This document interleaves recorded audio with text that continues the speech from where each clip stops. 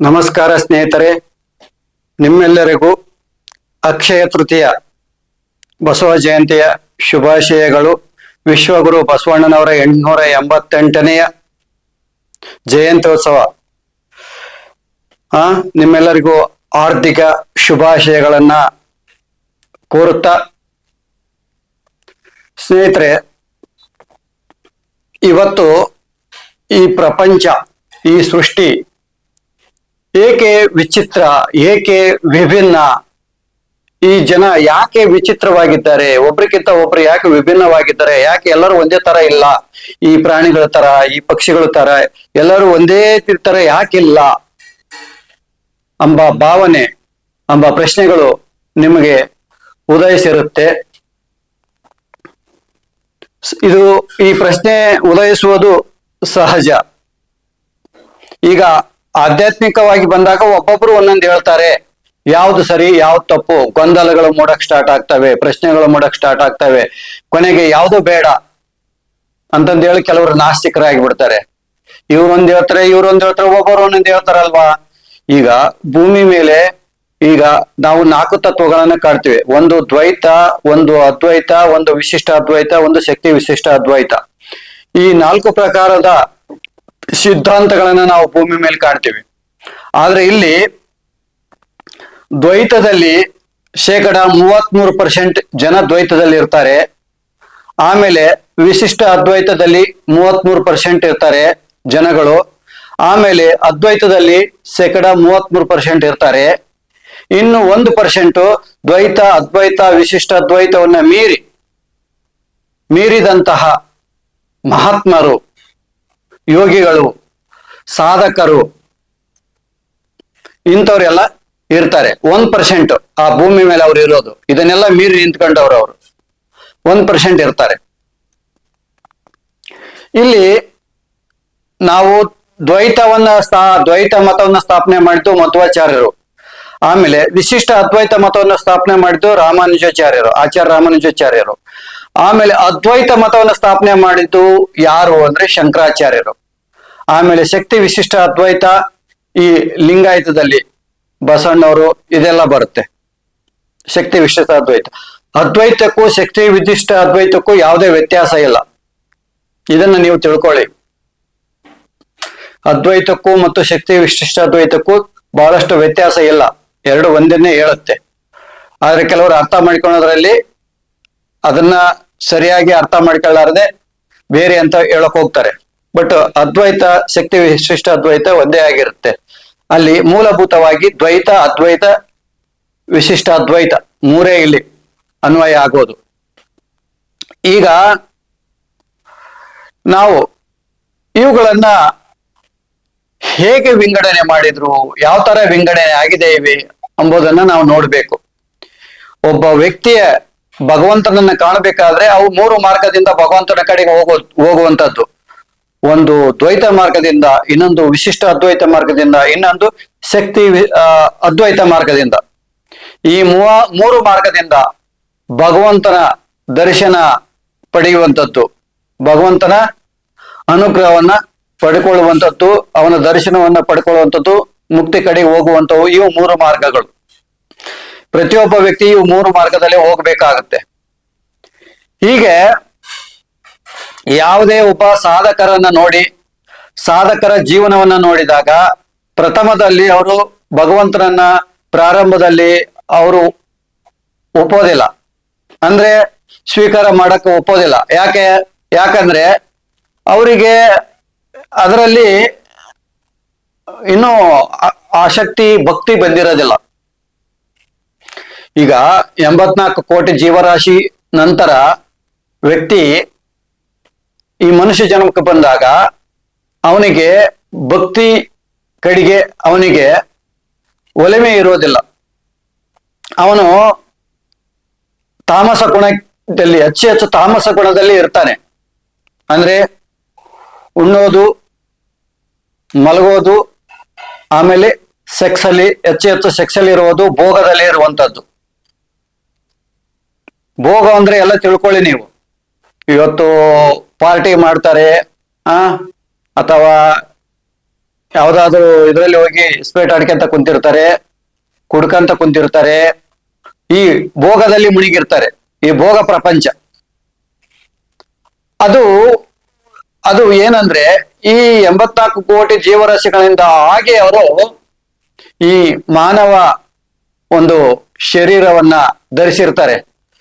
ಆದ್ರೆ ಅದು ಸಂಸ್ಕಾರ ರೂಪವಾದಂತಹ ಆ ಉಮಾಯೆ, ಉಣ್ಣೋದು, ಸೆಕ್ಸ್ ಮಾಡೋದು, ಮಲಗೋದು, ಆ ಸಂಸ್ಕಾರ ರೂಪ ಅದು ಹಾಗೆ ಇರುತ್ತೆ. ಅದು ಆ ಮನುಷ್ಯ ಮಾನವ ರೂಪ ತಾಳಿದ ನಂತರವೂ ಕೂಡ ಮನುಷ್ಯ ಶರೀರದಲ್ಲಿ ಕೂಡ ಅದು ಹಾಗೆ ಮುಂದುವರಿಯುತ್ತೆ, ಹಾಗೆ ಮುಂದುವರಿಯುತ್ತೆ. ಅಲ್ಲಿ ಬದಲಾವಣೆ ಇರೋದಿಲ್ಲ. ಆದ್ರೆ ಅದು ಬದಲಾವಣೆ ಆಗುತ್ತೆ, ನಿಧಾನವಾಗಿ ಆಗುತ್ತೆ. ಅದು 1 ಜನ್ಮ, 2 ಜನ್ಮ, 3 ಜನ್ಮನೂ ತಗೋಬಹುದು. ಅವನು ಭಕ್ತಿ ಮಾರ್ಗಕ್ಕೆ ಬರುವುದಕ್ಕೆ 1-2 ಜನ್ಮಗಳು ಕೂಡ ತಗೋಬಹುದು. ಅಥವಾ ವಿಶೇಷವಾದಂತಹ ವ್ಯಕ್ತಿಗಳು ಭೂಮಿಗೆ ಅವತಾರ ಆದಾಗ ಒಂದೇ ಜನ್ಮದಲ್ಲಿ ಕೂಡ ಅವನಿಗೆ ಜಾಗೃತ ಆಗುವ ಸಂಭವ ಇರುತ್ತೆ. ಉದಾಹರಣೆಗೆ ಗೌತಮ್ ಬುದ್ಧನ ಜೀವನದಲ್ಲಿ ಅಂಗುಲಿಮಾಲ ಅಂತ ಬರ್ತಾನೆ. ಬುದ್ಧನ ಒಂದು ಆಕರ್ಷಣೆಗೆ ಒಳಗಾಗಿ, ಆ ಶಕ್ತಿಗೆ, ಬುದ್ಧನ ಶಕ್ತಿಗೆ ಒಳಗಾಗಿ ಅವನು ಬುದ್ಧ ಭಿಕ್ಷು ಆಗ್ತಾನೆ, ಸತ್ಯಜಿತ ಆಗ್ತಾನೆ. ಹೀಗೆ ಆಗುವ ಸಂಭವ ಇರುತ್ತೆ. ಆದ್ರೆ ಇದು 100% ಇರೋದಿಲ್ಲ, ಎಲ್ಲ 1% ಇರುತ್ತೆ. ಎಲ್ಲ ಅನೇಕ ಮಹಾತ್ಮರ ಜೀವನದಲ್ಲಿ ಇದು ಬರುತ್ತೆ. ರಾಮಕೃಷ್ಣ ಪರಮಹಂಸರ ಜೀವನದಲ್ಲಿ ಕೂಡ ಗಿರೀಶ್ ಚಂದ್ರ ಘೋಷ್ ಅಂತ ಇರ್ತಾನೆ. ಅವನು ಯಾವಾಗ್ಲೂ ಕುಡಿತಾ ಇರ್ತಾನೆ, ಯಾವಾಗ್ಲೂ ಸೋಳೇರ್ ಚಟದಲ್ಲಿ ಇರ್ತಾನೆ, ಕುಡಿತಾ ಇರ್ತಾನೆ. ಅಂತವರನ್ನ ರಾಮಕೃಷ್ಣ ಪರಮಹಂಸರು ಅಂತವನ ಮೇಲೆ ಪರಿಣಾಮ ಬೀರಿದ್ರು. ಅವನು ಕುಡಿಯೋದು ಬಿಟ್ಟ, ಸೋಳೆ ಚಟನೂ ಬಿಟ್ಟ, ಲಾಸ್ಟ್ಗೆ ರಾಮಕೃಷ್ಣ ಪರಮ ಭಕ್ತನಾಗಿಬಿಟ್ಟ. ಇದು ಯಾವ ಒಂದು ಶಕ್ತಿ, ಆ ಪರಮಾತ್ಮನ ಒಂದು ಅದ್ಭುತವಾದ ಶಕ್ತಿ ಧರೆಗಿಳಿದು ಬಂದಾಗ ಅನೇಕ ಜನ ಆಕರ್ಷಕರಾಗಿ ಅವನ ಮತವನ್ನ, ಅವನ ತೋರಿಸುವ ದಾರಿಯಲ್ಲಿ ಹೋಗಕ್ ಸ್ಟಾರ್ಟ್ ಆಗ್ತಾರೆ. ಅದೇ ರೀತಿ ಬಂದವರು ಮಾಧ್ವರಾಗಿರ್ಬೋದು, ರಾಮಾನುಜರಾಗಿರ್ಬೋದು, ಶಂಕರಾಚಾರ್ಯ ಆಗಿರ್ಬೋದು, ಗೌತಮ್ ಬುದ್ಧನಾಗಿರ್ಬೋದು, ಬಸವಣ್ಣನೂ ಆಗಿರ್ಬೋದು, ಅಲ್ಲಮ ಪ್ರಭುಗಳು, ಅಕ್ಕಮಹಾದೇವಿ, ಬಸವಣ್ಣನಂತವ್ರು ಆಗಿರ್ಬೋದು. ಇವರೆಲ್ಲ ಆ ಒಂದು ಶಕ್ತಿಯನ್ನ ಪಡ್ಕೊಂಡು ಬಂದಿರ್ತಾರೆ, ತಪೋಬಲ ಶಕ್ತಿಯನ್ನ ಪಡ್ಕೊಂಡ್ ಬಂದಿರ್ತಾರೆ. ಈಗ ಯಾವುದು ತಪೋಬಲ, ಯಾವುದು ಶಕ್ತಿ ಇಲ್ಲ ಅಂದ್ರೆ ಸರಳವಾಗಿ ಹೇಳಿದ್ರೆ ಯಾರು ಕೇಳೋದಿಲ್ಲ, ಅವು ಕಿವಿ ನಾಟೋದು ಇಲ್ಲ, ಜೀವನ ಬದಲಾವಣೆನೂ ಆಗೋದಿಲ್ಲ. ನೀನೊಂದು ಅಧಿಕಾರ ಬಲದಿಂದ ಹೇಳಿದಾಗ, ಆ ತಪೋಬಲದಿಂದ, ಅಧಿಕಾರ ಬಲದಿಂದ ನೀನು ಹೇಳಿದಾಗ, ನೀನು ಹೇಳುವಂಥದ್ದನ್ನ ಅವರು ಚೆನ್ನಾಗಿ ಗ್ರಹಿಸಿ ಜೀವನದಲ್ಲಿ ಅಳವಡಿಸಿಕೊಂಡು ಅವರು ಆ ಉನ್ನತ ಹಂತವನ್ನ ತಲುಪುವ ಸಂಭವ ಅದು 99% ಇರುತ್ತೆ. ಹಾಗೆ ಭೂಮಿಗೆ ಬಂದಂತವರು 11, 12ನೇ ಶತಮಾನದಲ್ಲಿ, 13 ಶತಮಾನದಲ್ಲಿ ಹಲವಾರು ಜನ ಬಂದ್ರು. ಅದರಲ್ಲಿ ಬಸವಣ್ಣವರು ಕೂಡ ಬಂದ್ರು. ಹಾಗೆ ಮಧ್ವಾಚಾರ್ಯರು ಕೂಡ ಬಂದ್ರು. ಮಧ್ವಾಚಾರ್ಯರನ್ನ ಅವರನ್ನ ಈ ಪವಮಾನ ಅಂತ ನಾವು ಕರಿತೀವಿ, ಗಾಳಿ. ಆ ಒಂದು ಗಾಳಿಯ ಅಂಶ ಅಂದ್ರೆ ಜನ್ಮದಲ್ಲಿ ಅವನು ಭೀಮನಾಗಿದ್ದ, ಜನ್ಮದಲ್ಲಿ ಭೀಮನಾಗಿದ್ದ. ಈ ಜನ್ಮದಲ್ಲಿ ಅವರು ಮಾಧ್ವರಾಗಿ ಬಂದ್ರು. ಅವರು ಏನಂದ್ರೆ ಅವರು ಇದ್ದಿದ್ದು ದೇಹ ಭಾವದಲ್ಲಿ. ಅವರು ಶಂಕರಾಚಾರ್ಯರಾಗಿ ತಪೋಸ್ಸನ್ನ ಮಾಡಲಿಲ್ಲ. ಅವರು ದೇಹ ಭಾವದಲ್ಲಿ ಇದ್ದಿದ್ರಿಂದ ಅವರು ಭಕ್ತಿ ಪಂಥವನ್ನ ಅವರು ವೃದ್ಧಿ ಮಾಡಿದ್ರು. ಅವರಲ್ಲಿ ಒಂದು ಶಕ್ತಿ ಇತ್ತು. ಆ ಶಕ್ತಿಗೆ ಅದ್ವೈತದಲ್ಲಿದ್ದಂತ ಎಷ್ಟೋ ಜನ ಈ ದ್ವೈತಕ್ಕೆ ಬಂದ್ಬಿಡ್ತಾರೆ. ಯಾಕಂದ್ರೆ ಅದ್ವೈತವನ್ನ ಅರಗಿಸಿಕೊಳ್ಳುವುದು ತುಂಬಾ ಕಷ್ಟ ಇದೆ. ಅದು ತುಂಬಾ ಸುಲಭದ ಕೆಲಸವಲ್ಲ, ತುಂಬಾ ಕಷ್ಟ ಇದೆ. ಹೇಗೆ ಕಷ್ಟ ಇದು, ಯಾಕೆ ಕಷ್ಟ ಅಂತ ಕೇಳಿದ್ರೆ ನೋಡಿ, ಈಗ ನೀವು ಲಲಿತ ಸಹಸ್ರನಾಮ ಪುಸ್ತಕದಲ್ಲಿ 37, 38, 39, 40ನೇ ಶ್ಲೋಕವನ್ನು ಓದಿ. ಅಲ್ಲಿ ಬ್ರಹ್ಮ ಗ್ರಂಥ ವಿಭೇದಿನಿ, ವಿಷ್ಣು ಗ್ರಂಥ ವಿಭೇದಿನಿ, ರುದ್ರ ಗ್ರಂಥ ವಿಭೇದಿನಿ, ಸಹಸ್ರಾಮ ಮೃಜಾರೂಢ ಅಂತಂದು ಹೇಳುತ್ತೆ. ಸಹಸ್ರ ಚಕ್ರದ ಬಗ್ಗೆ ಹೇಳುತ್ತೆ. ಹೀಗೆ 3 ನಾಡಿಗಳ ಬಗ್ಗೆ ವಿಷ್ಣು ಸಹಸ್ರನಾಮದಲ್ಲಿ ಹೇಳ್ತಾ ಬರುತ್ತೆ. ಈ ಒಂದು ನಾಡಿಗಳು, ಈ ಮೂಲಾಧಾರದಿಂದ ಮಣಿಪುರದವರೆಗೆ ಇರುವಂತದ್ದು ಬ್ರಹ್ಮಗ್ರಂಥಿ. ಇದನ್ನ ತಿಳ್ಕೊಳ್ಳಿ. ಮೂಲಾಧಾರದಿಂದ ಮಣಿಪುರದವರೆಗೆ ಇರುವಂತದ್ದು ಬ್ರಹ್ಮಗ್ರಂಥಿ. ಈ ಮಣಿಪುರದಿಂದ ಹಿಡಿದು ಈ ಅನಾಥ ಮತ್ತು ವಿಶುದ್ಧದವರೆಗೆ ಇರುವಂತದ್ದು ವಿಷ್ಣು ಗ್ರಂಥಿ. ಈ ವಿಷ್ಣು ಗ್ರಂಥಿಯ ನಂತರ ಈ ಅನಾಥ ಚಕ್ರದಲ್ಲಿ ಇರುವಂತದ್ದು. ಇಲ್ಲೇನಿದೆ, ಅನಾಥ ಚಕ್ರದ ಮೇಲೆ ತ್ರಿಕುಟ ಇದೆ ಅಲ್ವಾ, ಇಲ್ಲಿ ಆಜ್ಞಾ ಚಕ್ರದಲ್ಲಿ ಇರುವಂತದ್ದು ಅದು ರುದ್ರ ಗ್ರಂಥಿ, ಅಂದ್ರೆ ಜ್ಞಾನ ಗ್ರಂಥಿ. ಅಲ್ಲಿ ಜ್ಞಾನ ವೃದ್ಧಿ ಆಗುತ್ತೆ, ಜ್ಞಾನ ಬೆಳಗುತ್ತೆ. ಈ ಮೂರು ಚಕ್ರಗಳು ಎಲ್ಲರಲ್ಲಿ ಇದ್ದಾವೆ, ಎಲ್ಲರಲ್ಲಿ ಸಮನಾಗಿ ಇದ್ದಾವೆ. ಬ್ರಹ್ಮ ಗ್ರಂಥಿ, ಆಮೇಲೆ ವಿಷ್ಣು ಗ್ರಂಥಿ, ರುದ್ರ ಗ್ರಂಥಿ ಎಲ್ಲರಲ್ಲಿಯೂ ಇರ್ತವೆ. ಆದರೆ ಇವುಗಳು ಜಾಗೃತ ಆಗೋದು, ಇವುಗಳು ವಿಕಸಿತ ಆಗೋದಕ್ಕೆ ಸಮಯ ತೆಗೆದುಕೊಳ್ಳುತ್ತೆ, ವರ್ಷಗಳು ತೆಗೆದುಕೊಳ್ಳುತ್ತೆ, ಜನ್ಮಗಳು ತೆಗೆದುಕೊಳ್ಳುತ್ತೆ. ಅಂತ ಒಬ್ಬ ಮಹಾಪುರುಷ ಏನನ್ನ ಧರೆಗಿಳಿದು ಬಂದಾಗ ಆ ಮಹಾಪುರುಷನ ಕೈಯಲ್ಲಿ ನೀವೇನನ್ನ ಪಳಗಿದ್ರೆ ಅವನು ಮೂರು ಗ್ರಂಥಿಗಳನ್ನ ಒಂದೇ ಜನ್ಮದಲ್ಲೇ ನಿಮ್ಗೆ ಆಕ್ಟಿವ್ ಮಾಡಿಬಿಟ್ಟು ನಿಮ್ಗೆ ಅದ್ವೈತದ ಪರಾಕಾಷ್ಠೆಗೆ ಒಯ್ಯಂತ ಸಾಮರ್ಥ್ಯವನ್ನ ಆ ವ್ಯಕ್ತಿ ಹೊಂದಿರ್ತಾನೆ. ಅಂದ್ರೆ ಆ ಪರಮಾತ್ಮನ ಒಂದು ಶಕ್ತಿ ಅನುಭವಿಸಿದಾಗ, ಅವತರಿಸಿದಾಗ ಮಾತ್ರ ಈ ಮೂರು ಗ್ರಂಥಿಗಳನ್ನ ವಿಭೇದನ ಮಾಡಿ ಬ್ರಹ್ಮ ಸಾಕ್ಷಾತ್ಕಾರದ ಕಡೆಗೆ ಕರ್ಕೊಂಡು ಹೋಗುವ ಶಕ್ತಿ ಅವನಿಗಿರುತ್ತೆ. ಇಲ್ದೆ ಹೋದ್ರೆ ಇವುಗಳಿಗೆ ಎಷ್ಟೋ ಜನ್ಮಗಳು, ಎಷ್ಟೋ ವರ್ಷಗಳು ತೆಗೆದುಕೊಂಡು ಅನುಭವಿಸ್ಬೇಕಾಗತ್ತೆ. ಅಂದ್ರೆ ಏನಿದು ಬ್ರಹ್ಮಗ್ರಂಥಿ ಅಂದ್ರೆ ಏನು ಅಂದ್ರೆ, ಬ್ರಹ್ಮಗ್ರಂಥಿ ಅಂದ್ರೆ ಇದು ದೇಹದಲ್ಲಿ ನೋಡುವಂಥದ್ದು, ನಮ್ಮನ್ನು ನಾವು ದೇಹದಲ್ಲಿ ನೋಡುವಂಥದ್ದು. ಅಂದ್ರೆ ಇಲ್ಲಿ ಪರಮಾತ್ಮ, ನಾನು ಭಕ್ತ, ಭಗವಂತ, ಆತ ಗುರು, ನಾನು ಶಿಷ್ಯ, ಈ ಭಾವನೆಯಲ್ಲಿ ನೋಡುವಂತ ಗುರು ಶಿಷ್ಯರ ಭಾವನೆ, ಭಗವಂತ ಮತ್ತು ಭಕ್ತ, ಪರಮಾತ್ಮ ಮತ್ತು ಭಕ್ತ, ಈ ರೀತಿಯಲ್ಲಿ ನೋಡುವಂಥದ್ದನ್ನ ನಾವು ದ್ವೈತ ಅಂತ ಕರಿತೀವಿ. ಇದು ಭಕ್ತಿ ಮಾರ್ಗ. ಅಂದ್ರೆ ಇವತ್ತು ಎಷ್ಟೋ ದೇವತೆಗಳನ್ನ ನಾವು ಕಲ್ಲಿನಲ್ಲಿ ಸ್ಥಾಪನೆ ಮಾಡಿ ಅವುಗಳಿಗೆ ಮಂತ್ರದಿಂದ ಅನೇಕ ಶಾಸ್ತ್ರ ಪ್ರಕಾರವಾಗಿ ಅವಕ್ಕೆ ಪ್ರಾಣ ಪ್ರತಿಷ್ಠೆ ಮಾಡಿ ಅವುಗಳನ್ನ ಪೂಜೆ ಮಾಡ್ತೀವಿ. ಅನೇಕ ದೇವಾಲಯಗಳು ನಮ್ಮ ಭಾರತದಲ್ಲಿ ನಾವು ನೋಡ್ತಾ ಇದ್ದೀವಿ, ನಾವು ಪೂಜೆ ಮಾಡ್ತೀವಿ. ಆದ್ರೆ ಇದೆಲ್ಲ ದ್ವೈತ ಮತ್ತು ವಿಶಿಷ್ಟ ಅದ್ವೈತದಲ್ಲಿ ಹೋಗುತ್ತೆ. ಇದು ಮೂರ್ತಿ ಆರಾಧನೆ ಮಾಡ್ಕೊಂಡು ಹೋಗುವಂಥದ್ದು, ಪೂಜೆ ಮಾಡ್ಕೊಂಡು ಮೂರ್ತಿಗಳನ್ನ ಪೂಜೆ ಮಾಡ್ಕೊಂಡು ಹೋಗುವಂಥದ್ದು. ಅದು ಯಾವುದೇ ದೇವತೆ ಇರ್ಲಿ, ರಾಮ ಇರ್ಲಿ, ಕೃಷ್ಣ ಇರ್ಲಿ, ಶಿವ ಇರ್ಲಿ, ಬ್ರಹ್ಮ ಇರ್ಲಿ, ಮುಕ್ಕೋಟಿ ದೇವತೆಗಳು, ದೇವಿ ಇರ್ಲಿ, ಯಾವುದೇ ದೇವತೆಗಳನ್ನ ನೀವು ಪೂಜೆ ಮಾಡ್ಕೊಂಡು ಹೋದ್ರು ಕೂಡ ನಿಮ್ಮಲ್ಲಿರುವ ಆ ಒಂದು ಚೈತನ್ಯ ಶಕ್ತಿಯನ್ನ ನೀವು ಕಲ್ಲಲ್ಲಿ, ಆ ಒಂದು ಮೂರ್ತಿಯಲ್ಲಿ ಕಾಣುವಂಥದ್ದು. ಇದು ಪ್ರಾರಂಭದ ಸ್ಥಿತಿ. ಇದನ್ನ ಬಸವಣ್ಣವರು ನಿಮಗೆ ಆತ್ಮಲಿಂಗವನ್ನ ಕೈಯಲ್ಲಿ ಕೊಟ್ರು. ಆ ಲಿಂಗದಲ್ಲಿ ನೀವು ಪೂಜೆ ಮಾಡ್ರಿ ಅಂತ ಕೊಟ್ರು. ಅಂದ್ರೆ ಅದಕ್ಕಿಂತ ಪೂರ್ವದಲ್ಲಿ ಏನಿತ್ತು, ಆ ದೇವಾಲಯಗಳಲ್ಲಿ ವಿಗ್ರಹಗಳ ಪೂಜೆ ಮಾಡುವಂತದ್ದಿತ್ತು. ಇಲ್ಲಿ ಅನೇಕ ಜನರಿಗೆ ದೇವಾಲಯ ಪ್ರವೇಶ ನಿಷೇಧ ಇದ್ದ ಕಾರಣದಿಂದ ಈ ಜಗತ್ತನ್ನೇ, ಒಂದು ವಿಶ್ವವನ್ನೇ ಒಂದು ಲಿಂಗ ಮಾಡಿ ಬಸವಣ್ಣ ಕೈಯಲ್ಲಿ ಲಿಂಗವನ್ನ ಬಸವಣ್ಣ ಕೊಟ್ಟ. ಆಮೇಲೆ ಅದನ್ನ ನಾವು ಹೇಗೆ ಪೂಜೆ ಮಾಡಬೇಕು, ಎಂಬುದನ್ನ ಕೂಡ ಬಸವಣ್ಣ ಇಲ್ಲಿ ತಿಳಿಸಿದ್ದಾನೆ. ಇಲ್ಲಿ ಹೇಳ್ತಾ ನೋಡಿ, ಗಾಂಧಾರಿ ಮಾಂಧಾರಿ ಎಂಬ ಅಹೋರಾತ್ರಿಯಲ್ಲಿ ಊರ ಕೋಳಿ ಕೂಗದ ಮುನ್ನ, ಕಾಡ ನವಿಲು ಒದರದ ಮುನ್ನ, ಗೋವು ಕೊಲ್ಲುವ ಪಾಪಿಯ ದನಿಯು ಕೇಳದ ಮುನ್ನ, ದುಂಬಿ ಮುಟ್ಟಿ ಪುಷ್ಪ ನಿರ್ಮಲ್ಯವಾಗದ ಮುನ್ನ ಶುದ್ಧಂತಕರಣನಾಗಿ ಲಿಂಗ ಪೂಜೆಯ ಮಾಡಬೇಕು.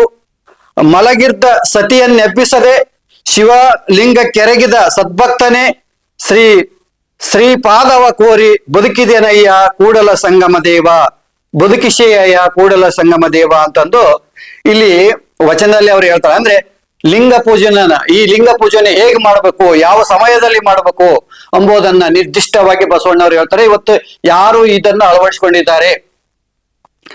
ಗಾಂಧಾರಿ ಮಾಂಧಾರಿ ಎಂಬ ಅಹೋರಾತ್ರಿಯಲ್ಲಿ ಊರ ಕೋಳಿ ಕೂಗದ ಮುನ್ನ, ಕಾಡು ನವಿಲು ಒದರದ ಮುನ್ನ, ಗೋವು ಕೊಲ್ಲುವ ಪಾಪಿಯ ಧ್ವನಿಯು ಕೇಳದ ಮುನ್ನ, ದುಂಬಿ ಮುಟ್ಟ ಪುಷ್ಪ ನಿರ್ಮಲ್ಯವಾಗದ ಮುನ್ನ ಶುದ್ಧಂತಕರಣನಾಗಿ ಲಿಂಗ ಪೂಜೆ ಮಾಡಬೇಕು. ಮಲಗಿರ್ದ ಸತಿಯನ್ನೆಬ್ಬಿಸದ ಶಿವಲಿಂಗಕ್ಕಿರುವ ಸದ್ಭಕ್ತನೇ ಶ್ರೀ ಪಾದವ ಕೋರಿ ಬದುಕಿದನಯ್ಯ ಕೂಡಲಂಗ ಸೇವಾ ಅಂತಂದು ಹೇಳ್ತಾ, ಗಾಂಧಾರಿ ಮಹಾಂಧಾರಿ ಅಂದ್ರೆ 12 ಗಂಟೆ ನಂತರ, ಆಮೇಲೆ 12 ಗಂಟೆ ನಂತರ, ಆಮೇಲೆ 5-6 ಗಂಟೆಯ ನಂತರ ಗಾಂಧಾರ ಮಹಾಂಧಾರ ಅಂತ ಈ ಸಮಯನ ಹೇಳ್ತಾರೆ. ಅಂದ್ರೆ 2 ಗಂಟೆ 3 ಗಂಟೆ ಸಮಯದಲ್ಲಿ ರಾತ್ರಿ ಮಾಡುವಂಥದ್ದು ಶಿವಲಿಂಗ ಪೂಜೆಯನ್ನ, ಲಿಂಗ ಪೂಜೆಯನ್ನ. ಇದನ್ನ ಬಸವಣ್ಣವರು ಹೇಳಿದ್ರು, ಹೀಗೆ ಪೂಜೆ ಮಾಡ್ಬೇಕು ಅಂತಂದು. ಇವತ್ತು ಅದನ್ನ ಶಿವಯೋಗ ಮಾಡೋರು ತುಂಬಾ ವಿರಳ ಆಗಿದ್ದಾರೆ. ಕೇವಲ ಆಡಂಬರಕ್ಕೆ ಮಾತ್ರ ಇವತ್ತು ಭಕ್ತಿ ಮಾರ್ಗದಲ್ಲಿ ಹೋಗೋರೆ ತುಂಬಾ ಇದ್ದಾರೆ. ಇರ್ಲಿ, ಅದು ಬಸವಣ್ಣ ಕೊಟ್ಟಂತಹ ಶಿವಯೋಗ ಮಾರ್ಗ ಅದ್ವೈತ ಮಾರ್ಗವನ್ನ ಹೇಳುತ್ತೆ. ಯಾರು ಆ ಶಿವಯೋಗ ಮಾರ್ಗವನ್ನ ನಸಿಕಿನಲ್ಲಿ 3 ಗಂಟೆಗೆ ಎದ್ದು ಶಿವಯೋಗವನ್ನ ಮಾಡ್ಕೊಂತ ಹೋಗ್ತಾರೋ ಅವರಿಗೆ ಜ್ಞಾನ ಪ್ರಾಪ್ತಿ ಆಗುತ್ತೆ, ಅದ್ವೈತ ಮಾರ್ಗ ಪ್ರಾಪ್ತಿ ಆಗುತ್ತೆ. ಇಲ್ಲ, ಯಾರು ಬೆಳಗ್ಗೆ ಮುಂಜಾನೆ 6 ಗಂಟೆಗೆ 7 ಗಂಟೆಗೆ 8 ಗಂಟೆಗೆ ಮಾಡ್ಕೊಂತ ಹೋಗ್ತಾರೋ ಅವರು ದ್ವೈತದಲ್ಲಿ, ಅವರು ದೇಹ ಭಾವದಲ್ಲೇ ಲಿಂಗವನ್ನ ಪೂಜೆ ಮಾಡ್ಕೋಬೇಕಾಗತ್ತೆ. ಅವರು ಅಲ್ಲೇ ಮಾಡ್ಕೊಳ್ತಾ ಇರ್ತಾರೆ.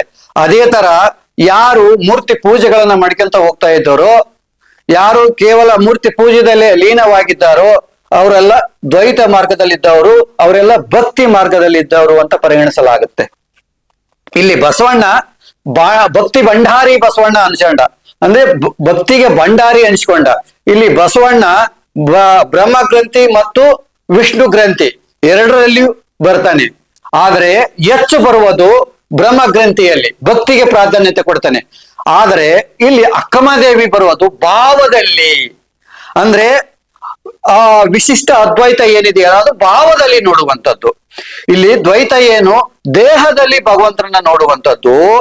ಆಮೇಲೆ ವಿಶಿಷ್ಟ ಅದ್ವೈತ ಏನಿದೆ ಅಲ್ಲ ಅದು ಭಾವದಲ್ಲಿ ನೋಡುವಂಥದ್ದು. ಅಕ್ಕಮದೇವರ ವಚನವನ್ನ ತೆಗೆದುಕೊಳ್ಳಿ, ಆಲ್ಮೋಸ್ಟ್ ಎಲ್ಲಾ ವಚನಗಳು ಭಾವದಲ್ಲಿ. ಚನ್ನಮಲ್ಲಿಕಾರ್ಜುನನೇ ನನ್ನ ಸತಿ, ಚನ್ನಮಲ್ಲಿಕಾರ್ಜುನನೇ ನನ್ನ ಪತಿದೇವ ಅಂತಂದು ಭಾವಿಸುವುದು, ಅಂತ ಭಾವದಲ್ಲಿ ನೋಡುವುದು. ಭಗವಂತನೇ ನನ್ನ ಗಂಡನಂತ ನೋಡುವುದು, ಭಗವಂತನೇ ನನ್ನ ತಂದೆ ಅಂತ ನೋಡುವಂಥದ್ದು. ಭಾವದಲ್ಲಿ ದೇವಿಯೇ ದಾಸ ನಾನು ಅಂತ ಹೋಗುವಂಥದ್ದು, ಇದೆಲ್ಲ ಭಾವದಲ್ಲಿ ಹೋಗುವಂಥದ್ದು. ಇದು ವಿಶಿಷ್ಟ ಅದ್ವೈತ. ರಾಮಾನುಜಾಚಾರ್ಯ ಹೇಳ್ತಾರೆ ವಿಶಿಷ್ಟ ಅದ್ವೈತ ಅಂದ್ರೆ ಇಲ್ಲಿ ದ್ವೈತ ಮತ್ತು ವಿಶಿಷ್ಟ ಅದ್ವೈತ ಎರಡು ಸೇರಿ ಇರುತ್ತೆ. ಅದು ಮಣಿಪುರದಿಂದ ವಿಶುದ್ಧದವರೆಗೆ ಭಾವದಲ್ಲಿ, ಅನಾಥ ಚಕ್ರದಿಂದ ಮೇಲೆ ಹೋಗ್ತಾ ಭಾವದಲ್ಲಿ ಹೋಗುವಂಥದ್ದು. ಇದಕ್ಕೆ ಎಷ್ಟೋ ವರ್ಷಗಳು ಎಷ್ಟೋ ಜನ್ಮಗಳು ಕೂಡ ತೆಗೆದುಕೊಳ್ಳುತ್ತೆ. ಆಮೇಲೆ ಅದ್ವೈತಿಗೆ ಬಂದಾಗ ಅದು ಜ್ಞಾನದಲ್ಲಿ ಹೋಗುವಂಥದ್ದು. ಅಂದ್ರೆ ಈ ಕಂಠಚಕ್ರದಿಂದ ಈ ಆಜ್ಞಾಚಕ್ರ ಬಂದಾಗ, ಈ ಆಜ್ಞಾಚಕ್ರ ಏನಾದ್ರೂ ಓಪನ್ ಆಗ, ಥರ್ಡ್ ಐ ಅಂತ ಹೇಳ್ತೀವಲ್ವಾ, ಇದು ಓಪನ್ ಆದಾಗ ಅಲ್ಲಿ ಜ್ಞಾನ ಪ್ರಕಟ ಆಗತ್ತೆ. ಅಲ್ಲಿ ಜ್ಞಾನದಲ್ಲಿ ಹೋಗುವಂಥದ್ದು. ಅಲ್ಲಿ ಭಗವಂತ ಮತ್ತು ಭಗವಂತ ಮತ್ತು ನಾನು ಇಬ್ರು ಸಮಾನರು, ಇಬ್ರು ಸ್ನೇಹಿತರು. ಅವ್ರ ಕೈ ಮೇಲೆ ಹಿಂಗ್ ಕೈ ಹಾಕಿರುವಂತವ್ರು. ನನಗೂ ಭಗವಂತನಿಗೂ ಭೇದ ಇಲ್ಲ, ಇಬ್ರು ಸ್ನೇಹಿತರು ಎಂಬ ಭಾವ ಜ್ಞಾನದಲ್ಲಿ ಬರುತ್ತೆ. ಇದಕ್ಕೆ ಎಷ್ಟೋ ವರ್ಷಗಳು ಎಷ್ಟೋ ಜನ್ಮಗಳು ಕೂಡ ತೆಗೆದುಕೊಳ್ಳಬಹುದು ಆಗಿರುತ್ತೆ. ಇದನ್ನು ಮೀರಿ ತಾನೇ ಸ್ವಯಂ ಪರಬ್ರಹ್ಮನಾಗುವುದು 1%. ಸ್ವಯಂ ಪ್ರಕಾಶ ತಾನೇ ಪರಬ್ರಹ್ಮನಾಗಿ, ತಾನೇ ದೇವಿಯಾಗಿ, ತಾನೇ ಶಿವನಾಗಿ, ತಾನೇ ವಿಷ್ಣುವಾಗಿ ನಿಲ್ಲುವುದು ಅದು 1%. ಹೀಗೆ ದ್ವೈತ, ಅದ್ವೈತ, ವಿಶಿಷ್ಟ ಅದ್ವೈತ ಇವುಗಳು ಈ ಪ್ರತಿಯೊಬ್ಬರ ಶರೀರದಲ್ಲಿ ಈ ಗ್ರಂಥಿಗಳಿದ್ದಾವೆ. ಈ ಗ್ರಂಥಿಗಳನ್ನ, ಈ ಕುಂಡಲಿನಿ ಚಕ್ರೆಯನ್ನ ಜಾಗೃತಿ ಮಾಡಿಕೊಂಡು ಹೋದಾಗ ನಿಮಗೆ ಈ ಅನುಭವಗಳು ಆಗ್ತವೆ. ಈಗ ನೋಡಿ, ಈಗ ರಾಮ ಕೇಳ್ತಾನೆ ಆಂಜನೇಯನಿಗೆ, ನೀನು ಯಾವ ದೃಷ್ಟಿಯಿಂದ ನನ್ನ ನೋಡ್ತೀಯ ಅಂತ ಕೇಳ್ತಾನೆ. ಅವಾಗ ಹೇಳ್ತಾನೆ, ನಾನು ದೇಹ ಭಾವದಲ್ಲಿದ್ದಾಗ ನೀನು ನನ್ನ ಸ್ವಾಮಿ, ನಾನು ನಿನ್ನ ಭಕ್ತ ಅಂತ ಹೇಳ್ತಾನೆ ಆಂಜನೇಯ. ನಾನು ದೇಹ ಭಾವದಲ್ಲಿದ್ದಾಗ ನೀನು ನನ್ನ ಸ್ವಾಮಿ, ನಾನು ನಿನ್ನ ಭಕ್ತ ಅಂತ ಹೇಳ್ತಾನೆ. ಅದೇ ವಿಶಿಷ್ಟ ಅದ್ವೈತಕ್ಕೆ ಬಂದಾಗ ಅವಾಗ ಜೀವ ಭಾವದಲ್ಲಿದ್ದಾಗ ನಿನ್ನ ಒಂದು ಅಂಶ ನಾನು, ಜೀವ ಭಾವದಲ್ಲಿದ್ದಾಗ ನಿನ್ನ ಒಂದು ಅಂಶ ನಾನು. ಈ ವಿಶಿಷ್ಟ ಅದ್ವೈತ ಎಂಬುದು ಜೀವ ಭಾವದಲ್ಲಿರುತ್ತೆ, ದ್ವೈತ ಎಂಬುದು ದೇಹ ಭಾವದಲ್ಲಿರುತ್ತೆ, ಅದ್ವೈತ ಎಂಬುದು ಜ್ಞಾನ ಭಾವದಲ್ಲಿ ಇರುತ್ತೆ. ಹಾಗೆ ಇಲ್ಲಿ ಆಂಜನೇಯ ಉತ್ತರ ಕೊಡ್ತಾನೆ. ಆಂಜನೇಯ ಏನು ಉತ್ತರ ಕೊಡ್ತಾನೆ, ನಾನು ಆತ್ಮ ಭಾವದಲ್ಲಿದ್ರೆ ನಾನು ನೀನು, ನೀನೇ ನಾನು ಅಂತ ಹೇಳ್ತಾನೆ. ಅಂದ್ರೆ ಇಲ್ಲಿ ಜ್ಞಾನಿ, ಇಲ್ಲಿ ಆಂಜನೇಯ ಬ್ರಹ್ಮಜ್ಞಾನಿ. ಯಾಕೆಂದ್ರೆ ಆಂಜನೇಯ ಸ್ವಯಂ ಸೂರ್ಯ ಭಗವಾನ್ನಿಂದ ಬ್ರಹ್ಮಜ್ಞಾನವನ್ನ ಪಡ್ಕೊಂಡಿರ್ತಾನೆ. ಅದಕ್ಕೆ ಸೂರ್ಯ ಭಗವಾನ್ ಕೇಳ್ತಾನೆ, ಈ ಒಂದು ಪಡೆದಂತ ಬ್ರಹ್ಮಜ್ಞಾನ ಏನಿದೆಯಲ್ಲ ಇದನ್ನು ಉಳಿಸಿಕೊಳ್ಳೋದು ಹೇಗೆ ಅಂತ ಕೇಳಿದ್ರೆ, ಅವಾಗ ಸೂರ್ಯದೇವ ಹೇಳ್ತಾನೆ, ನಿನ್ನ ಜೀವನವಿಡೀ ಬ್ರಹ್ಮಚರ್ಯ ಪಾಲನೆ ಮಾಡಿದ್ರೆ ನೀನು ಈ ಜ್ಞಾನವನ್ನ ಹೀಗೆ ಉಳಿಸ್ಕೊಂಡು ಹೋಗ್ತೀಯ ಅಂತ ಹೇಳ್ತಾನೆ. ಅದಕ್ಕೋಸ್ಕರ ಆಜನ್ಮ ಬ್ರಹ್ಮಚಾರಿಯಾಗಿ ಆಂಜನೇಯ ಇರುವಂಥದ್ದು. ಆಜನ್ಮ ಬ್ರಹ್ಮಚಾರಿಯಾಗಿರೋದ್ರಿಂದ ಅವನು ಅದ್ವೈತದ ಪರಾಕಾಷ್ಠೆಯಲ್ಲಿ ಇರ್ತಾನೆ.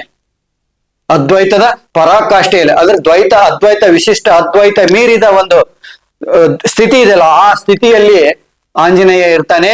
ಅನೇಕ ಜನ ಮಾಧ್ವರೇ ಆಂಜನೇಯ ಅಂತಾರೆ, ಅದು ಶುದ್ಧ ಸುಳ್ಳು. ಯಾಕಂತ ಕೇಳಿದ್ರೆ ಆಂಜನೇಯ ದ್ವೈತ ಅದ್ವೈತ ವಿಶಿಷ್ಟ ಅದ್ವೈತವನ್ನ ಮೀರಿ ಹೋಗಿರುವಂತಹ ವ್ಯಕ್ತಿ ಆಗಿರೋದ್ರಿಂದ ಆಂಜನೇಯ ಮಧ್ವರ ಅಲ್ಲ. ಇಲ್ಲಿ ಭೀಮ, ಮಹಾಭಾರತದಲ್ಲಿ ಬರುವಂತಹ ಭೀಮ ಏನಿದನಲ್ಲ, ಆ ಭೀಮನ ಇನ್ನೊಂದು ಅವತಾರವೇ ಇದು ಮಾಧ್ವರ ಅವತಾರ ಆಗಿರುತ್ತೆ. ಇದನ್ನ ನೀವು ಸರಿಯಾಗಿ ತಿಳ್ಕೋಬೇಕು, ಯಾಕಂದ್ರೆ ಇದಕ್ಕೆಲ್ಲ ಸಾಕ್ಷಿ ಇದೆ.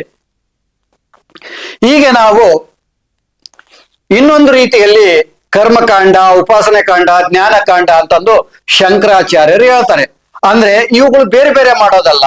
ಕರ್ಮಕಾಂಡ ಮಾಡ್ತಾ ನಿಸ್ವಾರ್ಥವಾದ ಕರ್ಮಗಳನ್ನ ಮಾಡುತ್ತಾ, ಆಮೇಲೆ ಉಪಾಸನೆ, ಜಪ, ಧ್ಯಾನ ಜಪ, ಇಷ್ಟ ದೇವತೆ ಪೂಜೆ, ಭಾವಿಸುವಂಥದ್ದು, ಧ್ಯಾನ ಮಾಡುವಂಥದ್ದು, ಉಪಾಸನೆ ಮಾಡ್ತಾ ಮಾಡ್ತಾ ಆ ಜ್ಞಾನ ಮಾರ್ಗದಲ್ಲಿ ಹೋಗುವಂಥದ್ದು. ಜ್ಞಾನ ಮಾರ್ಗದಲ್ಲಿ ಅಂದ್ರೆ ಉಪನಿಷತ್ತುಗಳ ಅಧ್ಯಯನ. ಉಪನಿಷತ್ತುಗಳು ಏನ್ ಹೇಳ್ತಾ ಇದ್ದೇವೆ, ನಿನ್ನ ಸ್ವಸ್ವರೂಪದಲ್ಲಿ ನಿಲ್ಲುವಂಥದ್ದು. ನಿನ್ನ ಸ್ವಸ್ವರೂಪದಲ್ಲಿ ನಿಲ್ಲುವಂಥದ್ದು ಯಾವುದು ನಿನ್ನ ಸ್ವರೂಪ ಅಂತ ಬಂದಾಗ ನೋಡಿ, ಇಲ್ಲಿ ಇರುವುದು ಒಂದೇ, ಅದು ಎರಡಾಗಿ ಕಾಣ್ತಾ ಇದೆ, ಹಲವಾಗಿ ಕಾಣ್ತಾ ಇದೆ. ಅದು ಜಗತ್ತನ್ನೆಲ್ಲ ವ್ಯಾಪಿಸಿದೆ. ಅದೇ ಜೀವ ಆಗಿದೆ, ಅದು ಜಗತ್ತಾಗಿದೆ, ಅದು ಪ್ರಾಣಿಯಾಗಿದೆ, ಪಕ್ಷಿ ಆಗಿದೆ, ಈ ಶರೀರ ಆಗಿದೆ. ಎಲ್ಲವೂ ಒಳಗಡೆ ಎಲ್ಲರೊಳಗೂ ತುಂಬಿಕೊಂಡಿದೆ. ಬಯಲು ಬ್ರಹ್ಮಾಂಡದೆಲ್ಲ ತುಂಬಿಕೊಂಡಿದೆ. ಆದರೆ ಇರುವುದು ಒಂದೇ. ಅದ್ವೈತ ಹೇಳುವಂಥದ್ದು ಇದು ಒಂದೇ. ಅಂದ್ರೆ ಎಲ್ಲೆಲ್ಲೂ ಒಂದೇ ಇರೋದು. ನಾವು ಅದು ಬೇರೆ ಬೇರೆಯಾಗಿ ಕಾಣ್ತಾ ಇದೆ. ಒಂದೇ ಎರಡಾಗಿದೆ, ಒಂದೇ ಹಲವಾಗಿದೆ. ಆದ್ರೆ ಏಕಂ ಸತ್ಯ ವಿಪ್ರಾಹ ಬಹುಧೋ ವದಂತಿ. ಏಕಂ ಸತ್ಯ ವಿಪ್ರಾಹ ಬಹುಧೋ ವದಂತಿ ಅಂದ್ರೆ ಸತ್ಯ ಒಂದೇ, ಇರುವ ಸತ್ಯ ಒಂದೇ. ವಿಪ್ರರು, ತಿಳಿದವರು, ಜ್ಞಾನಿಗಳು ಅದನ್ನ ಬೇರೆ ಬೇರೆ ರೀತಿಯಿಂದ ಬೇರೆ ಬೇರೆ ಅನುಭವ ಪಡ್ಕೊಂಡು ಬೇರೆ ಬೇರೆ ರೀತಿಯಲ್ಲಿ ಹೇಳ್ತಾರೆ. ಇರುವ ಒಂದೇ ಸತ್ಯ. ಇಲ್ಲಿ ಒಂದ್ರದೇ ಎಲ್ಲ ಹೇಳೋದು, ಎಲ್ಲರೂ ಹೇಳೋದು ಒಂದ್ರದನ್ನೇ. ಇಲ್ಲಿ ಬೇರೆ ಇಲ್ಲ, ಒಂದೇ ಇರುವುದು. ಅದು ಬೇರೆ ಬೇರೆಯಾಗಿ ಕಾಣ್ತಾ ಇದೆ. ಅದಕ್ಕೆ ಈ ಮನುಷ್ಯ ನಿಲ್ಲುವಂತ ಈ ಷಟ್ಚಕ್ರ ಭೇದನ ಮಾಡಿದಾಗ ಅದು ಅನುಭವಕ್ಕೆ ಬರುತ್ತೆ. ಅಂದ್ರೆ ಇರುವ ಒಂದು ಸತ್ಯ, ಅದಕ್ಕೆ ಅಜ್ಞಾನ ಮುಟ್ಕೊಂಡಿದೆ. ಅಜ್ಞಾನಗಳು, ಅಹಂಕಾರ, ಕಾಮ, ಕ್ರೋಧ, ಲೋಭ, ಮದ, ಮೋಹ, ಮತ್ಸರಗಳು ಇವೆಲ್ಲ ಅಂಟ್ಕೊಂಡಿದೆ. ಇವುಗಳನ್ನೆಲ್ಲ ಬೇರ್ಪಡಿಸಿ ನೇತಿ ಮಾರ್ಗದಲ್ಲಿ ಹೋದಾಗ ಇದು ನಾನಲ್ಲ ಅಂತ ಹೋದಾಗ ಕಟ್ಟ ಕಡೆಗೆ ಉಳಿಯುವಂಥದ್ದೇ ಆ ಪರಬ್ರಹ್ಮ. ಅದೇ ನೀನು, ಅದೇ ನಾನು, ಅದೇ ಜಗತ್ತು, ಅದೇ ಜೀವ, ಅದೇ ಪ್ರಪಂಚ. ಅದನ್ನ ಅಲ್ಲಮಹಾಪ್ರಭುಗಳು ಹೇಳಿದ್ರು. ಅಲ್ಲಮಹಾಪ್ರಭುಗಳು ನೋಡಿ, ಬಯಲಿನಲ್ಲಿ ಬಯಲು ಅಂದುಬಿಟ್ರು ಅವರು. ಬಯಲಿನಲ್ಲಿ ಬಯಲು ಅಂತ ಹೇಳಿಬಿಟ್ರೆ ಅವರು ವಚನದಲ್ಲಿ. ಎಲ್ಲರೂ ಸತ್ರು, ಬಯಲಿನಲ್ಲಿ ಬಯಲು ಅಂದ್ಬಿಟ್ರು. ಅಂದ್ರೆ ಅಲ್ಲಮಹಾಪ್ರಭುಗಳು ಇದ್ದಿದ್ದು ಅದ್ವೈತ ಸಿದ್ಧಾಂತದಲ್ಲಿ. ಅಲ್ಲಮಹಾಪ್ರಭುಗಳ ವಚನಗಳು ಯಾರಿಗೂ ಅರ್ಥ ಆಗೋದಿಲ್ಲ. ನೋಡಿ, ಎಷ್ಟೋ ಜನಕ್ಕೆ ಅಲ್ಲಮಹಾಪ್ರಭುಗಳು ಹೇಳುವಂತ ವಚನಗಳು ಅವಳು ಅರ್ಥ ಮಾಡ್ಕೊಳಕ್ ಆಗೋದಿಲ್ಲ. ಅಷ್ಟೇ ಅಲ್ಲ, ಅಕ್ಕಮಹಾದೇವಿ ಹೇಳಿರುವಂತ ವಚನಗಳೇ ಎಷ್ಟೋ ಜನಕ್ಕೆ ಅರ್ಥ ಆಗೋದಿಲ್ಲ. ಬಸವಣ್ಣವರು ಹೇಳಿರುವಂತ ಕೆಲವು ವಚನಗಳು ಅರ್ಥ ಆಗ್ತವೆ, ಇನ್ನೂ ಕೆಲವು ಅರ್ಥ ಆಗೋದಿಲ್ಲ. ಕೆಲವನ್ನೇ ಆಯ್ಕೆ ಮಾಡಿಕೊಂಡು ಕೇವಲ ದೇಹ ಭಾವದಲ್ಲೇ ಇದ್ದು ಅವುಗಳನ್ನು ಪ್ರವಚನ ನೀಡುವಂತವರು ತುಂಬಾ ಜನ ಇದ್ದಾರೆ.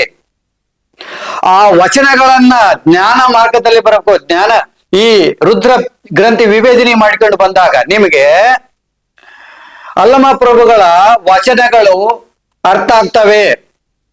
ಯಾವಾಗ ನೀವು ಅಲ್ಲಮಹಾಪ್ರಭುಗಳ ವಚನಗಳನ್ನ ಅರ್ಥ ಮಾಡ್ಕೊಳ್ಳೋ ಕೆಪಾಸಿಟಿ ಬಂತು, ನೀವು ಅದ್ವೈತಕ್ಕೆ ಬಂದ್ರಿ. ಯಾವಾಗ ನೀವು ಅಕ್ಕಮಹಾದೇವಿಯ ಹೇಳುವಂತ ವಚನಗಳನ್ನ ಅರ್ಥ ಮಾಡ್ಕೊಳ್ಳೋ ಸ್ಥಿತಿಗೆ ಬಂದ್ರಿ, ಅವುಗಳನ್ನ ನಿಮ್ ಜೀವನದಲ್ಲಿ ಅಳವಡಿಸ್ಕೊಂಡ್ರಿ ಅಂದ್ರೆ ಅದು ವಿಶಿಷ್ಟ ಅದ್ವೈತಕ್ಕೆ ಬಂದ್ರಿ. ಇಲ್ಲಿ ಬಸವಣ್ಣನವರು ಅನೇಕ ವಚನಕಾರರು ಹೇಳುವಂತ ವಚನಗಳನ್ನ ನೀವು ತೆಗೆದುಕೊಂಡು ಬಂದಾಗ ನೀವು ದ್ವೈತದಲ್ಲಿ ಇದ್ದೀರಾ. ದ್ವೈತ ಮತ್ತು ವಿಶಿಷ್ಟ ಅದ್ವೈತದಲ್ಲಿ ಇದ್ದೀರಾ, ಇವೆರಡರ ಮಧ್ಯದಲ್ಲಿ ಇದ್ದೀರಾ. ಆದ್ರೆ ಜ್ಞಾನಕ್ಕೆ ಇನ್ನು ಹೋಗಿಲ್ಲ ನೀವು. ಯಾವಾಗ ನೀವು ಅಲ್ಲಮಹಾಪ್ರಭುಗಳನ್ನ, ಅವರ ವಚನಗಳನ್ನ ನೀವು ಅರ್ಥ ಮಾಡ್ಕೊಂಡು ಅವುಗಳನ್ನ ನಿಮ್ಮ ಜೀವನದಲ್ಲಿ ಅನುಸರಣೆಗೆ ತಂದು ಯಮ ನಿಯಮಗಳನ್ನ ನಿಮ್ಮ ಜೀವನದಲ್ಲಿ ಅನುಸರಣೆ ಮಾಡುತ್ತಾ, ನಿಷ್ಕಾಮ ಕರ್ಮ ಮಾಡುತ್ತಾ, ಜಪ ಮಾಡುತ್ತಾ, ಧ್ಯಾನ ಮಾಡುತ್ತಾ ನೀವು ಜ್ಞಾನ ಮಾರ್ಗದಲ್ಲಿ ಹೋದ್ರೆ ನಿಮಗೆ ಅಲ್ಲಮಹಾಪ್ರಭುಗಳ ವಚನಗಳು ಅವುಗಳು ಅರ್ಥ ಆಗ್ತವೆ. ಅದನ್ನ ಶೂನ್ಯ ಸಂಪಾದನೆ ಅಂತಾನು ಅನೇಕ ಜನ ಶೂನ್ಯ ಸಂಪಾದನೆ ಅಂತ ಬರೆದಿದ್ದಾರೆ. ಅದು ಏನು ಜ್ಞಾನದಲ್ಲಿ ಇದ್ದಾವೆ ಅವು ಶೂನ್ಯ ಸಂಪಾದನೆಗಳು. ಶೂನ್ಯ ಸಂಪಾದನೆಗಳು ಅವು ಜ್ಞಾನದಲ್ಲಿದ್ದಾವೆ.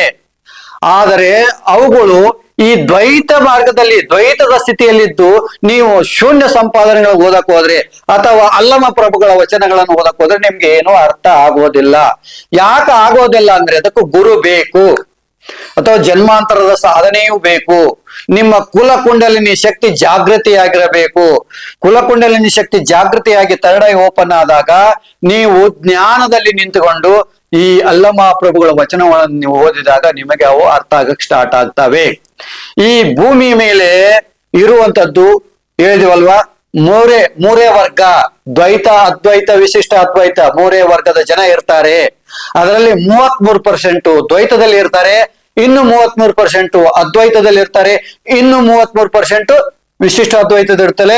1% ಮಾತ್ರ ಜ್ಞಾನದಲ್ಲಿ ಇರ್ತಾರೆ. ಅವರೇ ಮಹಾತ್ಮರು, ಅವರು ಯೋಗಿಗಳು, ಅವರೇ ಸಾಧು ಸಂತರು. ಅವರು 1% ಇರ್ತಾರೆ, ಎಲ್ಲೇ ಗುಡ್ಡು ಗಾಡಿನಲ್ಲಿ ಎಲ್ಲೇ ವಾಸ ಮಾಡುತ್ತಾ ಈ ಮಾಯ ಮೋಹದಿಂದ ದೂರ ಆಗಿ ಅವರು ಆತ್ಮದಲ್ಲಿ ತಮ್ಮೊಳಗೆ ತಾವು ನೋಡುತ್ತಾ, ಆತ್ಮದಲ್ಲಿ ತಮ್ಮೊಳಗೆ ತಾವು ಮುಳುಗುತ್ತಾ, ಆತ್ಮದಲ್ಲಿ ಜಗತ್ತಿಗೆ ಸಾಕ್ಷಿಯಾಗಿ ಜೀವನ ಮಾಡ್ತಾ ಇರ್ತಾರೆ. ಇವತ್ತು ನಾನು ಈಗ ಹೇಳಿರುವಂತ ಈ ಒಂದು ಕಾನ್ಸೆಪ್ಟ್ ಅನ್ನ ಸರಿಯಾಗಿ ಅರ್ಥ ಮಾಡ್ಕೊಂಡ್ರೆ ಯಾವ ಜಂಜಾಟವು, ಯಾವ ಜಗಳವು, ಯಾವ ಕಿತ್ತಾಟನು ಸಮಾಜದಲ್ಲಿ ಇರೋದಿಲ್ಲ. ಇವತ್ತು ಜಗತ್ತಿನಲ್ಲಿ ನಡೆದಿರುವುದೇ ಈ ಈ ದೇವರುಗಳ ಮೇಲೆ ಕಿತ್ತಾಟಗಳೇ ನಡೆದಿರೋದು, ಧರ್ಮದ ಮೇಲೆ ಕಿತ್ತಾಟಗಳೇ ಜಾಸ್ತಿ ನಡೆದಿರೋದು. ಆದ್ರೆ ಅಧ್ಯಾತ್ಮವನ್ನ ವೈಜ್ಞಾನಿಕ ದೃಷ್ಟಿಯಿಂದ ನಾವು ನೋಡಿ ನಮ್ಮ ಜೀವನದಲ್ಲಿ ಅನುಸರಣೆ ಮಾಡಿದರೆ, ಅದನ್ನ ನಾವು ಪಾಲನೆ ಮಾಡಿಕೊಂಡು ಬಂದಾಗ ನಿಮಗೆ ನಾನು ಹೇಳುವಂಥದ್ದು ನಿಮ್ಗೆ ಅರ್ಥ ಆಗುತ್ತೆ. ಯಾರು ಹೇಳಿದ್ರು? ಶಂಕರಾಚಾರ್ಯ ಹೇಳಿರುವಂತು, ಅಲ್ಲಮ ಪ್ರಭು ಹೇಳಿರುವಂತು, ಅಕ್ಮದೇವಿ ಹೇಳಿರುವಂತದ್ದು, ರಾಮಾನುಜಾಚಾರ್ಯ ಹೇಳಿರುವಂತದ್ದು, ಇವೆಲ್ಲ ಅರ್ಥ ಆಗ್ತವೆ. ಆದ್ರೆ ಇವೆಲ್ಲ ಒಂದೇ ಜನ್ಮದಲ್ಲಿ ಆಗೋದಿಲ್ವಾ ಅಂದ್ರೆ ಒಂದೇ ಜನ್ಮದಲ್ಲಿ ಸಾಧ್ಯ ಇಲ್ಲ ಅಂತ ಅಲ್ಲ, ಸಾಧ್ಯ ಇದೆ. ಈಗ ರಾಮಕೃಷ್ಣ ಪರಮಹಂಸರು ಕೂಡ ಮೊದಲು ತಾಯಿಯನ್ನ ಪೂಜೆ ಮಾಡ್ತಾ, ಅಮ್ಮನ ಪೂಜೆ ಮಾಡ್ತಾ, ಆಮೇಲೆ ಭಾವಿಸ್ತಾ ಸಾಕ್ಷಾತ್ ದೇವಿಯೇ ಅವ್ರ ಜೊತೆ ಮಾತಾಡಕ್ ಸ್ಟಾರ್ಟ್ ಮಾಡಿದ್ರು. ಅವರು ದ್ವೈತದಿಂದ ವಿಶಿಷ್ಟ ಅದ್ವೈತಕ್ಕೆ ಬಂದಾಗ ನೋಡಿ, ಅವ್ರು ಅವರು ಆಂಜನೇಯ ಸಾಧನೆಯನ್ನ ಮಾಡ್ತಾ ಭಾವಿಸ್ತಾ ಆಂಜನೇಯ ಸಾಧನೆ ಮಾಡಿದ್ರೆ ಅವರಿಂದ ಮಗಳ ಹಿಂದ್ಗಡೆ ಬಾಲ ಬಂದಿತ್ತು. ಆಮೇಲೆ ಅವರು ಕೃಷ್ಣನನ್ನ ಭಾವಿಸ್ತಾ ಯೇಸು ಕ್ರಿಸ್ತ ಭಾವ ಬಂದಿತ್ತು. ರಾಧೆಯ ಭಾವವನ್ನು ಭಾವಿಸ್ತಾ ಸಾಧನೆ ಮಾಡಿದ್ರು, ರಾಧೆಯ ಭಾವ ಬಂದಿತ್ತು. ಹೀಗೆ ಯಾರು ವಿಶಿಷ್ಟ ಅದ್ವೈತದಲ್ಲಿ ಅಂತರಂಗದಲ್ಲಿ ಭಾವಿಸ್ತಾ ಪೂಜೆ ಮಾಡ್ಕೊಂತ ಹೋಗ್ತಾರೋ ಅಂತವರಿಗೆ ಆ ಭಾವ ಅವರಿಗೆ ಆವಿರ್ಭವಿಸುತ್ತೆ. ಭಾವದಲ್ಲಿ ಹೋಗಬೇಕು, ಇದು ಉನ್ನತ ಮಾರ್ಗ. ಭಾವದಲ್ಲಿ ಹೋದಾಗ ಇಲ್ಲಿ ಈ ವಿಶುದ್ಧ ಚಕ್ರದಲ್ಲಿ ಅಲ್ಲಿ ವಿಷ್ಣುವೇ ಬ್ರಹ್ಮ ಆಗಿರ್ತಾನೆ. ಅಲ್ಲಿ ಶೈವರಿಗೆ ಶಿವನೇ ಬ್ರಹ್ಮನಾಗಿರ್ತಾನೆ, ವಿಷ್ಣುಗಳಿಗೆ ವಿಷ್ಣುನೇ ಬ್ರಹ್ಮ ಆಗಿರ್ತಾನೆ, ದೇವಿ ಭಕ್ತರಿಗೆ ದೇವಿಯ ಬ್ರಹ್ಮ ಆಗಿರ್ತವೆ. ಆದ್ರೆ ಜ್ಞಾನದಲ್ಲಿ ಹೋದಾಗ ಅಲ್ಲಿ ಶಿವ ಬೇರೆ ಅಲ್ಲ, ವಿಷ್ಣು ಬೇರೆ ಅಲ್ಲ, ಬ್ರಹ್ಮ ಬೇರೆ ಅಲ್ಲ, ದೇವಿ ಬೇರೆ ಅಲ್ಲ.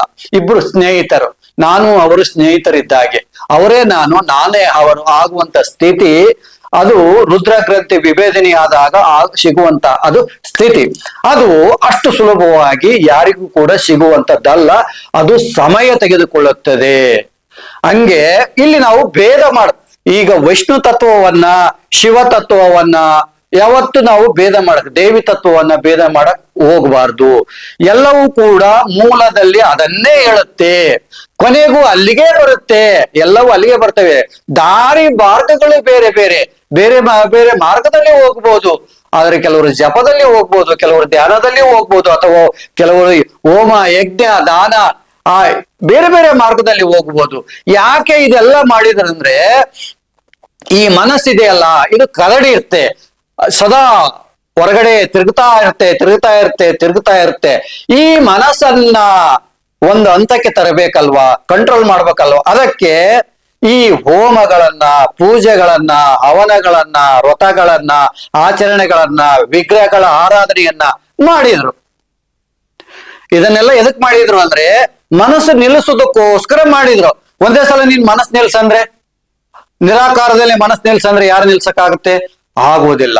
ಅದಕ್ಕೆ ಮೂರ್ತಿಗಳನ್ನ, ಪೂಜೆಗಳನ್ನ, ದೇವಾಲಯಗಳನ್ನ ಇದೆಲ್ಲವನ್ನ ನಮ್ಮ ಹಿರಿಯರು ಮಾಡಿದ್ರು.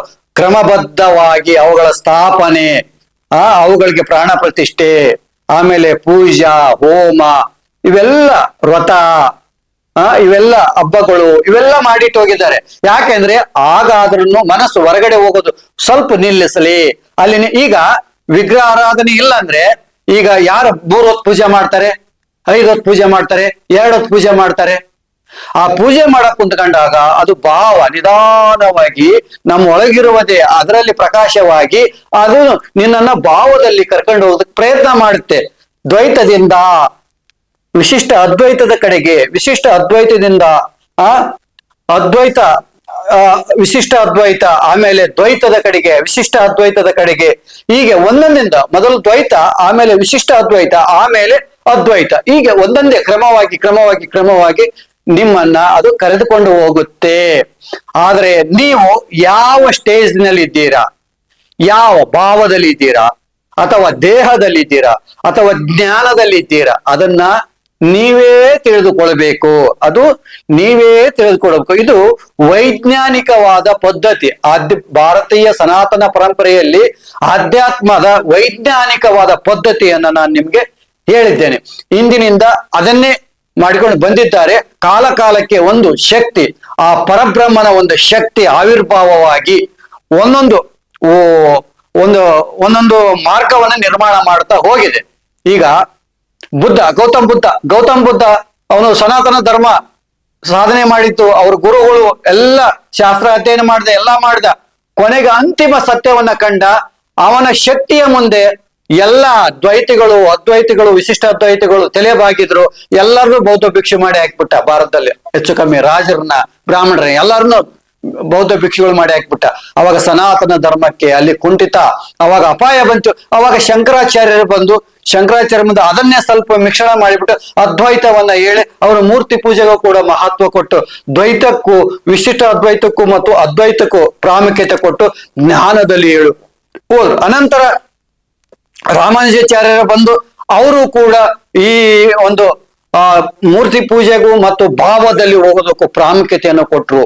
ಅಂದ್ರೆ ಭಕ್ತಿಗೂ ಮತ್ತು ಭಾವಕ್ಕೂ ಹೆಚ್ಚಿನ ಪ್ರಾಮುಖ್ಯತೆ ಕೊಟ್ರು.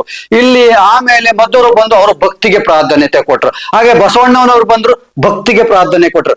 ಈ ವೀರಶೈವ ಲಿಂಗಾಯತ ಅಥವಾ ಲಿಂಗಾಯತ ಕಮಿಟಿ ಏನಿದೆಯಲ್ಲ, ಇಲ್ಲಿ ದ್ವೈತನೂ ಇದೆ, ವಿಶಿಷ್ಟ ಅದ್ವೈತನೂ ಇದೆ, ಅದ್ವೈತನೂ ಇದೆ.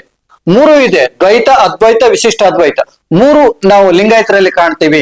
ಭಾವದಲ್ಲಿ ಹೋಗೋದು ಕಾಣ್ತೀವಿ, ಕೇವಲ ದೇಹ ಭಾವದಿಂದ ಪೂಜೆ ಮಾಡೋದನ್ನು ಕಾಣ್ತೀವಿ, ಭಕ್ತಿ ಭಾವದಲ್ಲಿ ಲಿಂಗ ಪೂಜೆಯನ್ನು ಮಾಡೋದನ್ನು ಕಾಣ್ತೀವಿ. ಆದ್ರೆ ಅದನ್ನ ಭಾವಿಸ್ತಾ ಶಿವನಾಗುವುದು, ಶಿವತತ್ವದಲ್ಲಿ ಭಾವಿಸುವಂತದ್ದು, ಅದು ವಿಶಿಷ್ಟ ಅದ್ವೈತವನ್ನು ಕಾಣ್ತೀವಿ.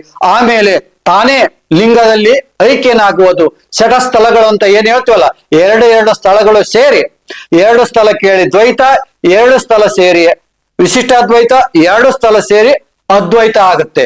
ಭಕ್ತ, ಮಹೇಶ, ಪ್ರಸಾದಿ ಅಂತ ಏನ್ ಕರಿತೀವಲ್ಲ, ಇವು 2 ಸ್ಥಳ ಸೇರಿ ಈ 6 ಸ್ಥಳಗಳು ಮಾಡಿ ಐಕ್ಯ ಸ್ಥಳ ಅಂತ ಏನ್ ಕರಿತೀವಿ, ಅದು ಅದ್ವೈತ. ಭಗವಂತನಲ್ಲಿ ಐಕ್ಯನಾಗುವುದು, ಅಲ್ಲಿ ಭಗವಂತನ ಜ್ಞಾನ ಪಡ್ಕೊಂಡು ಅವನಂಗೆ ಆಗುವಂಥದ್ದು. ಇದನ್ನೇ ವೀರಶೈವ ಲಿಂಗಾಯತ ಮತ್ತು ಲಿಂಗಾಯತ ಮತಗಳು ಹೇಳುವಂಥದ್ದು.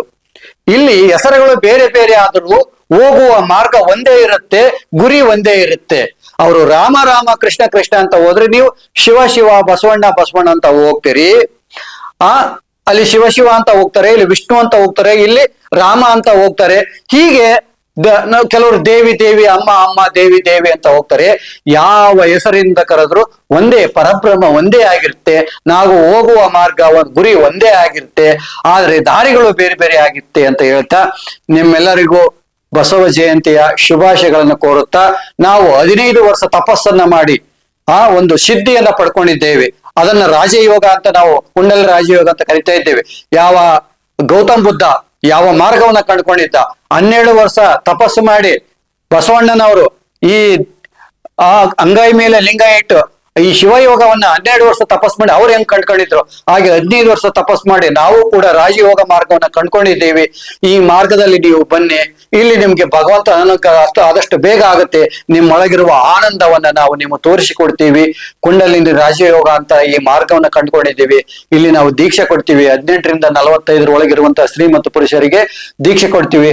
18ರಿಂದ 45ರಿಂದ 60 ವಯಸ್ಸೊಳಗಿರೋರಿಗೆ ಕುಂಡಲಿನಿ ರಾಜಯೋಗ ಭಾಗ 2 ದೀಕ್ಷೆ ಕೊಡ್ತೀವಿ.